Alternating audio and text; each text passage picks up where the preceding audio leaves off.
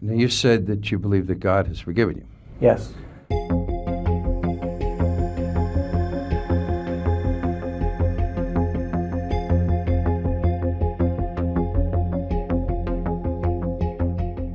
Do you still keep in touch with your dad? Yes. Without getting too personal, how's he doing? He's doing fine. But he asked me not to talk about it. I understand. That's what I said. Safeguard his privacy and privacy of his family. Okay. In terms of the correspondence you carry on with different people and different ministry people and so on and so forth, what's your mail flow like around here? And I don't mean recently. It's been a lot. I don't make a big deal of it. I just consider it as part of my life now, part of it, in a sense, part of my ministry. I get letters from people from all walks of life. Most people are sincere. Some are having, very serious problems. And for whatever reasons, God, I believe, leads them to me. And I'm able to minister to them and encourage them, share Christian gospel with them, even some teenagers. And so it's been good. It's sort of ironic, isn't it? I mean, you're doing all this stuff through the mail these days. You keep the post office busy. What's that, a little nod of loyalty to your old employer? Once a postman, always a postman? Does this all this work that you're doing now, do you feel that this is helping you make up for some of the bad stuff that you were involved in? Do you feel like you're paying back a little bit? Yeah, these things, first of all, I want to be a good Christian because I want to please the Lord, but it's my way of saying that I'm sorry for the things that happened in the past, and I'm sorry for being that bad person and being a fool, and this is my way of, if I could reach out to some young person and through the videos and so forth that are going all over the place in schools and churches, youth facilities, prisons, I know that if I reach some of them with that warning that you don't want to come to prison, that you don't want to throw your life away, that you could have a better life through Jesus Christ, if somehow I could touch some of them and get them to change their direction, then it would have served a purpose. I really believe with all my heart that the message that I'm sharing today through the written pamphlets or through the videos have actually saved a lot of lives, and there's ministers to verify that, where their kids or whatever who've heard that message and have, instead of going in the path that they were going, which may have led eventually to a graveyard, an early grave, they've given their life to Christ instead, and they're better people today because of it. And so I'm thankful for that. That's truly a blessing. And that's not me doing that. I believe it's God. God works through people, ordinary people. Let me ask you something. Prison, of course, is for punishment, but it's for something else too. Rehabilitation. Is that correct? The purpose of prison. I mean, people get sent to prison for punishment, but isn't it a fact that prison systems also like to rehabilitate people if they can? I guess you could say that, yeah. Certainly, they want someone to learn their lesson where they don't come back to a place like this and don't throw their life away and hurt some other lives and damage other people. You would hope that someone would come to prison and, if they do get out, they would learn their lesson. But I feel that for what I see more than that is prison is a place of reflection and self-examination where a man is forced to come to terms with himself. You take a guy that's 30 years old, 40 years old, maybe he's got a couple of kids out there, maybe a wife, maybe he's with her, maybe he's not, but here's a guy that's an adult and he's in prison doing time, 5 years, 10 years, 15 years or more. It has to, it's like a point of reality where you got to face yourself and say, man, what am I doing with my life? What am I doing? Where am I going? What's my goal? What's my direction? And I think that being in prison now 22 years, I've seen a lot of men come to terms with that, where they realize that they, at some certain point, they realized that they were doing, traveling a dead end, traveling a road to destruction. And that's where, in here, the chapel has been such a blessing, where we have a chaplain that, ministers to the men, and we have a place where guys go for nurturing and encouragement. Do you, speaking of punishment, I mean, the death penalty wasn't in effect in New York when all of the 44 incidents went down.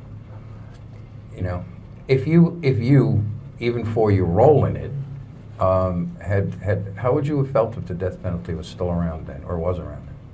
Did you care at that point? There was a time when I had given up hope. I feel so far under satanic power and satanic control that I didn't care. I was more like a robot than a person. There was a time in my life when I feel that I was just utterly under a powerful influence that was destructive, and I didn't care if it was a point where I didn't care if I lived or died. How did these people get such control over you? It was a process. It took time. It was like little by little. I mean, I'm telling you, I didn't know it was going to come this way. I mean, when I got out of the service, I wanted to make a life for myself. My dad was moving to Florida. Most of my friends had all gone or all changed directions in their life, and I just wanted to make a life for myself. I got an apartment. I had saved up, and when I was in the service, enough money to buy a used car, to rent an apartment. I got a job as a security guard. I enrolled in Bronx Community College. I wanted to have a future, you know, and I don't know, everything got turned upside down. I had good goals, and I just fell into under some kind of powerful influence. I mean, No. You were a middle class guy. Yeah. Middle class. Family's middle class, you were middle class. Now, based on what I understand, there were some people involved in this circle, if you will. There were some money people. Yeah. There were some influential people, high rollers. So you saw some of the high life, so to speak, right? I mean, do you think that had some of it too? You say, wow, these rich people are out doing this, so it can't be all that bad? I don't know. I just kind of fell into the flow of things, and I never really looked at it or analyzed that of their lifestyle. Yeah, but you Just would. accepted it. I Is mean, it I didn't really want that. See, to me, I was always content money or that kind of thing never really impressed me. I was just content to maybe have a job, raise a family, live in the suburbs one day. That was my goals in life. Wasn't to be a millionaire or ride around in a big car, and those material things just never really impressed me. There were people that had that, and you know, I just didn't think one way or the other. Okay, that's what I was getting at, because if I recall correctly, you were at parties in the Hamptons and in Greenwich, Yeah. Connecticut, and some big places in Manhattan and Westchester County, and you saw some of these people with Yeah. some bucks. I mean, I was trying to find out if that was part of the thing that helped entice you into this, saying, wow, these people are into this and look at all they got. No, I was just mainly a tag-along guy, and just didn't really get impressed with that. All right. This is a very valid issue. This we've talked about in the past, and this is that there was a great deal made of the fact that in around Mother's Day of 1975, you finally found your natural mother. Yes. And there was one psychiatrist in particular who would later say that this is what pushed Berkowitz over the edge. He was so filled with rage because he had met his natural mother and she was a disappointment, etc., etc. Would you respond to that? Yeah, I did find my natural mother. It was something that I just had in my heart to do. I had come across some literature from the Adoptees Liberty movement, and this was back in early 75 or somewhere around 74. And I just suddenly had this urge to go see if I can possibly find my natural parents, because I was always curious. It was always like a driving thing. And to make a long story short, I did meet, as you said, it was in 75. I even lost track of the time. I did meet my natural mother, and she turned out to be a very nice person. And we got along really good, typical Jewish mother. And I found out I had a half-sister, and we really kind of hit it off pretty good. I started to go over to their house all the time. I was out in where my sister lived in Queens. She's long since moved away. My mom lived out in Brooklyn just briefly, and then moved to Long Island, to Long Beach. And I was over at her house a number of times. We had a fine relationship, and she used to cook meals, and it was totally false that I had any rage or animosity towards her. that was, I feel that at that time with that psychologist, he was mainly, and this is not a criticism, but look, just looking back, he was mainly interested in fitting me into these different molds that he already had. As a Freudian psychologist, he had these certain molds you have to go into. It always reverts back to the childhood, the mother, a bad relationship, but that was completely false. Which brings something to mind. Somebody, not you, told me a long time ago that you had actually read a book called The Murdering Mind to be familiar with some of the psychology of this kind of stuff so that you could give the right answers to shrinks. Yeah, that's true, yeah. It's true. Yeah. So are you saying you were just parroting back to them what you thought they wanted to hear? Yeah. But there was a whole reason for that, too. It's such a long story. It was that McGraw-Hill thing with Mr. Klausner and all the stuff that resulted from that. I had felt really betrayed by the attorneys, and it's no big deal. At that time, I was in a really depressed frame of mind, just coming into prison and, just facing everything. It was just so overwhelming. And then when I found out that the attorneys that represented me were working out a deal to write a book with this guy, and eventually a book was published by McGraw-Hill, which I think it didn't do well. It kind of bombed. But anyway, at that time when I found out that was coming out, I contacted Mr. Abrahamson, Dr. Abrahamson, and kind of pretty much told him what he wanted to hear, and that was foolish. I mean, at the time, I was just handling everything the wrong way. And at that time, I was, depressed and suicidal in prison, and I just. At that time, were you still involved in the occult? I used to practice in the very beginning, like rituals in my cell and everything. It was stupid.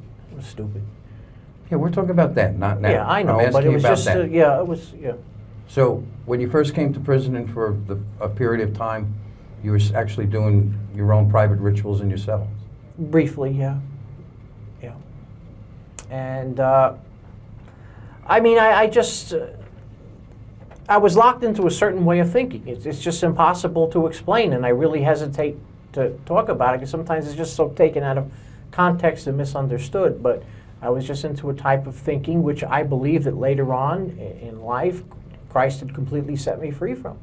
And if it wasn't for my faith in Christ, if it wasn't for that other inmate reaching out to me one day and beginning to share his faith with me and bring me along that path, I probably would be just a miserable, lonely individual now, just caught up in my own world. Or in the ground? Or in the, I believe God spared my life. I don't know why. There's so many times when I'm talking to the Lord when I say my prayers, I say, why, God? Why did you spare my life? And He just keeps reassuring me that He loves me and that things are going to be okay. Now, isn't it so that a substantial number of people whom you were associated with on the streets back in 76 and 77 are in the ground? That's what I've heard. I don't know how accurate all that is. I've heard, that the Carr brothers and so forth lost their lives shortly after I was arrested. What exactly transpired, I don't know. Well, there's been a lot. Young girls like Dawn Coons Yeah. and Frank Signorelli died in jail, and Joe Carrozza, who had the yacht in New Rochelle, Yeah. and so on and so forth. I mean, there's a laundry list of people You know? who died violently, either Yeah. murder, accidents, overdoses, suicides. Mhm. That's what happens when. This is why I try so fervently to reach people with the gospel, because I know what Satan can do to a person. Satan can utterly destroy a human life, and just as the Bible says that Satan comes to steal, kill, and destroy, but that Christ comes to give an abundant life. And if people dabble in things, if they follow that path that I was on, eventually they can end up destroying themselves, because there are powers behind the scenes. I know many people say, "Oh, bah humbug, I don't believe that stuff." Well, it's true whether people believe it or not. It's reality. There are powers, entities that people get involved with that could twist a person's mind and ultimately destroy that person's life. Do you remember Jimmy Kahn? Not the actor. Yes. The one who lived in your building. Yeah. After you got arrested, Kahn went up to his job trying to get a gun because he said people were now after him. Now, Kahn was involved in this case, at least in terms of Untermeyer Park, not at crime scenes. And he drove that yellow VW once in a while. Well, Kahn is the latest one. I don't know if you're aware of this, but Kahn committed suicide around last Thanksgiving.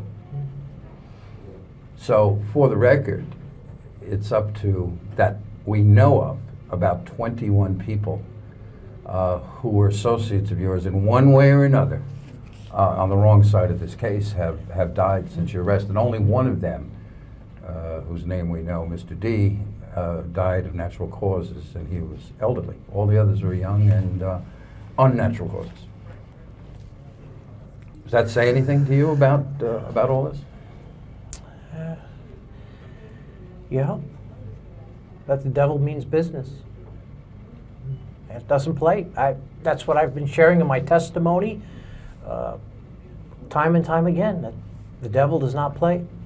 And person follows him or serves him, they're throwing their life away. They don't know what they're getting into. What could start out as dabbling could ultimately lead to total possession. I've seen it in the past. I know what happened to me. And I hesitate to share these things in the public because it just sounds so unbelievable. People really can't accept that. They don't really understand, or my words get twisted. It's been a real uphill battle to even share. But mainly today, I just see that my calling in life, what I feel is my calling, is to share the good news of Jesus Christ and to reach as many with that message of hope as possible. I mean, even in other countries today, you know, the videos are going into the Philippines, into Russia, they're translated in different languages, Romania. And I mean, I have to look at that and say, well, I can't do anything about the past. I made wrong choices. I did foolish things. I threw my life away. I hurt other people and destroyed their lives, and I'm sorry for that. I can't change the past anymore. If I only knew what I was getting into at the beginning, as I said, I would have just ran away. But rejoin the army. Yeah. That would have, even to that. As I said, when I left the service, I was all ready to begin a new life. I had bought an expensive stereo system, a Sansui stereo system overseas, where the rates were cheap. I had it shipped to the United States. I got my own apartment, my own car. I saved up money when I was in the service. I enrolled in the Bronx Community College. I got a part-time job. I was going to school under the GI Bill. I thought I had a future, you know, and then everything just flipped around. I didn't think I'd ever end up in a place like this. Oh, it's the Catskills. All the Jewish comedians come together. Why do you think? Go ahead, Lisa. In terms of, you said you had a dream, to have the typical, somebody growing up in the 50s, the wife, the kids, the suburbs. I was wondering if more could ask you, have you had any kind of a romantic relationship with anyone, maybe somebody whose heart was drawn to you and they began writing to you? I know that happens. That's an interesting human interest kind of question. Mm-hmm. Some of, let's say, female friends over the years, without names, just in general, who you've corresponded with, you've developed some female friends, is that correct?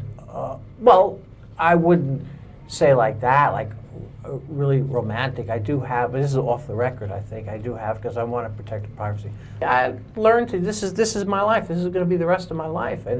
But it's hard to describe it. It doesn't bother me anymore because God has given me peace about it, and I can accept, this is kind of where I am, where I'll be.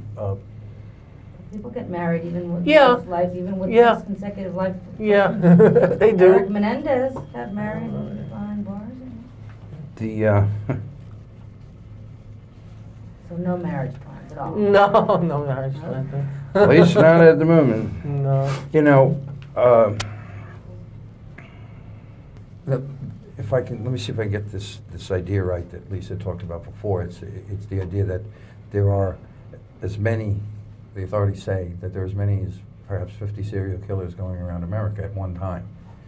And I mean, from the point of view of somebody who had been involved in something like that, granted not by yourself, I mean, is there something that the authority should do or people should be on the lookout for as a way to help identify this kind of thing?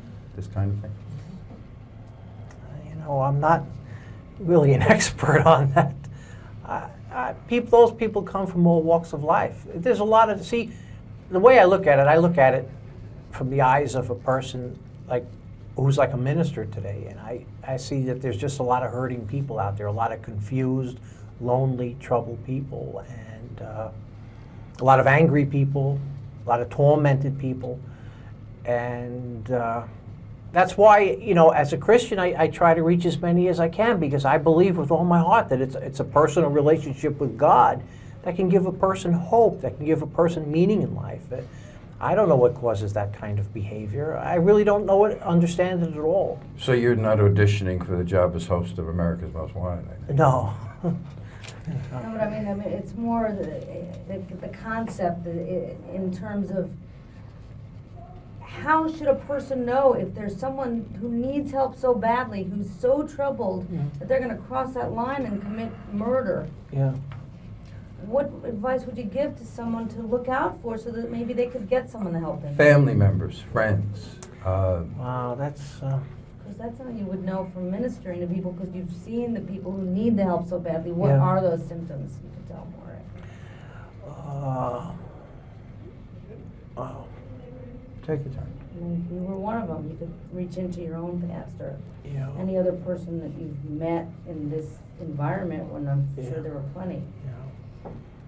Well, I think that what people need is closeness. In society today, people are so far apart, and even in families, so many families are broken homes. And I don't mean just the broken homes in the sense that maybe dad's in prison or mom and dad are separated or something like that. But sometimes the family could be in, like, all under the same roof, mom and dad and the kids, and yet the home can still be broken because people are not communicating. There's no real bonding.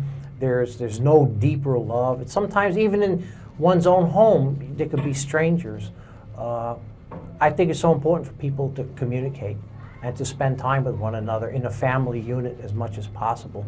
I know that, for example, in the incident in Columbine, those kids had parents, and they were from homes that on all purposes seemed to be stable and so forth.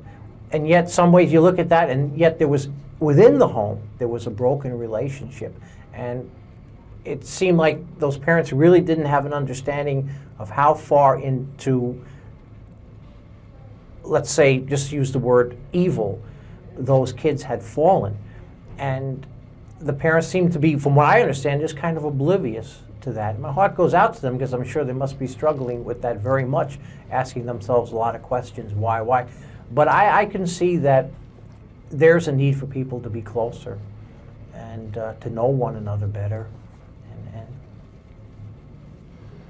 So what signs then would those parents have seen? That's what is it that you would see in someone that would say to you, aha, the light bulb goes off on top of your head. That person's about to blow up the high school, or that person's about to, shoot people. What is it that you would recognize in another human being that would tip you off so that you could say, Jesus, I've got to help this person? That's the kind of thing I'm just curious about. Okay. Well, I think that sometimes with, like, let's say teenagers or young adults, there's an obsession with death. There's a sense of loneliness, a sense of hopelessness, a sense of despair. I think that a person that's going through some kind of self-destructive or destructive thoughts kind of isolates themselves from others. And if a person's in a home with somebody, they see them becoming detached, remote, aloof, and there's maybe a time to just kind of reach out there. It's like, hey, what's going on with your life? I see you're struggling with something. What's on your mind? Let's share. Let's open up a little bit. A lot of times, people just need someone to really talk to, someone to spend time with them, a friend or a family member that's going to stick close with them. And when these things are not there, people it's so easy to get into their own frame of mind, and their world becomes real small. and they don't see the whole picture. They begin to just dwell on their own problems, their own anger, their own frustrations in life, and those things begin to percolate inside of a person, build up, and next thing you know, you have some kind of rage, anger, something like that. I see that people need to know that there's a God, that cares about them, that there's a God that has a place in life for them. I think in here, I know a lot of guys feel very maybe insignificant in the world or so forth, but I don't see myself that way anymore. I see myself as a person who has a purpose in life. I get up in the morning with a sense of purpose as a Christian. Well, I'm going to do the best I can to share with somebody today, to reach out to somebody today, to encourage them. Without those things, I just don't see how people can make it in this world. People try to lose themselves in all kinds of things. And when a person begins to become aloof, that's usually a sign that they're going through something. Well, don't you think people withdraw too? I mean, there's different forms of withdrawal. I mean, you can withdraw into TV, into the internet, into drugs, into alcohol. Yeah. I mean, not in here. Nobody here's on drugs, alcohol, or on the internet, and they're certainly not watching too much TV. I don't think. It's just another one of the things of the case. You know how myths travel on and on about this brown-haired girls and all that. Was there anything to that? No. Okay. And I just, in terms of just reaching back to your lowest point, because you've come so far from so low, if you could Thank you. try to talk a little bit of just comparing how you felt, if you could just reach into your heart and try to talk a little bit about feeling like you were in the depths of that moment where suicide was clearly something that would have been an option. Right now, it's the last thing that you would consider because you have a purpose, and I'd love you to... That's. I think that's a very reasonable question too, Dave. That's one we tried earlier and you didn't want to talk about. I just asked you if you could contrast or compare the David Berkowitz of 1977 to the David Berkowitz today. The difference. The David Berkowitz of the past was a very guy living without any hope, and was a very troubled and tormented person.